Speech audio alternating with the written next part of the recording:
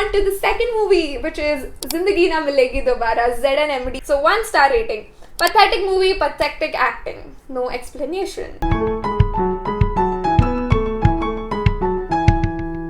Comment is really long, but let's break it down. First of all, this guy is talking about the script. I think the script is really interesting because it's about these three friends who used to be really good friends. Then something happened between the two of them. They had a falling out. Now 2-3 years later, they're meeting again for this trip, and it's sort of like they're facing their fears and realizing that how amazing it feels to kind of be face to face with those fears. Like when he goes skydiving and he has this very almost spiritual kind of experience where he's like, and it explores 3 different stories, if not more, and it explores so many storylines. I think it's interesting. And the second thing this person talking about is the poetry of Javed Akhtar. I think it was beautiful. दिल आखिर तू क्यों रोता है?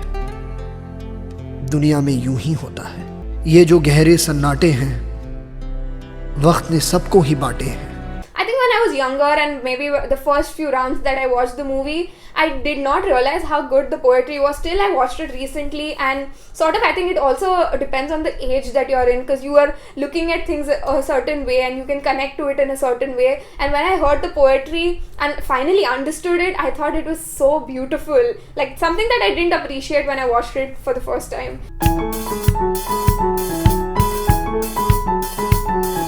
A travel channel flick. What a headache. In short, it consists of 3 people with personalities more dull than dead wood and a lady whose job is to smile and strip for the camera. Okay, this is a really mean comment. I don't get why people say things like this. Like Katrina Kaif, I think this is one of her best movies.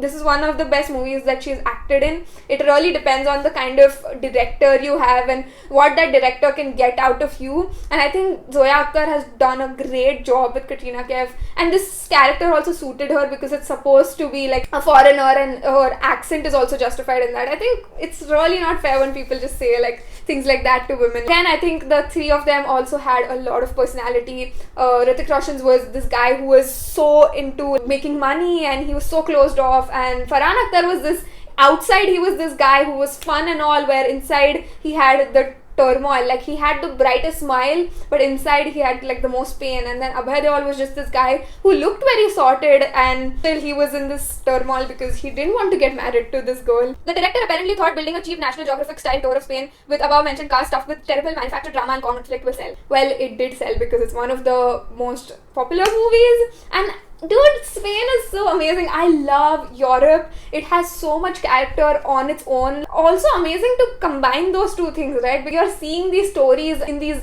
beautiful locations, which just makes it more digestible. Because it's also fun to see these emotional things being talked about in beautiful destinations. And I also think that travel brings up a lot of this. You are in this place far away from your normal life. I am a filmmaker myself and I feel that I have missed a lot in the film. Okay, good. Now this is interesting because this guy is a filmmaker himself.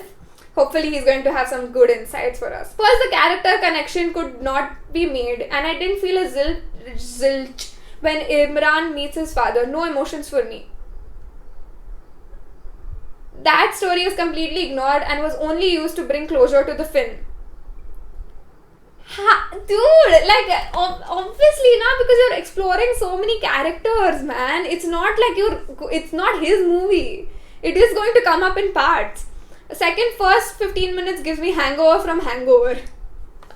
Third, acting becomes overacting when you try too hard to make people believe what you're saying. I think it's a tough thing as a filmmaker. I obviously wouldn't know, but for filmmakers is that like how much do you put out there, how much do you plainly say, and how much do you just keep in the story? Because a lot of people, again it depends on the audience, is that they might not understand if you are saying things through the actions and through the story without saying it in dialogues and plainly saying it in the movie basically. And then they will say things like, oh, the movie is so boring, we don't get what the movie is talking about, we don't get the message of the movie, or things like that. And if it is like there and it's been said in dialogues, then people are like, oh, you're saying everything, you're not letting anything for the imagination. But I think ZNMD has a good mix of both. First and most important, the film has no basic storyline. Oh, it just drives me so crazy that this guy is a filmmaker and he's saying that this has no basic storyline. Obviously every movie has a basic storyline. These friends, I've said this whole story. I've said this story already. Seems only the idea to get lots of sponsorship and paid vacation for everyone was there in director's head when she wrote the script. All in all, average movie can ignore if you're Holly addict. I don't have anything to say, guys.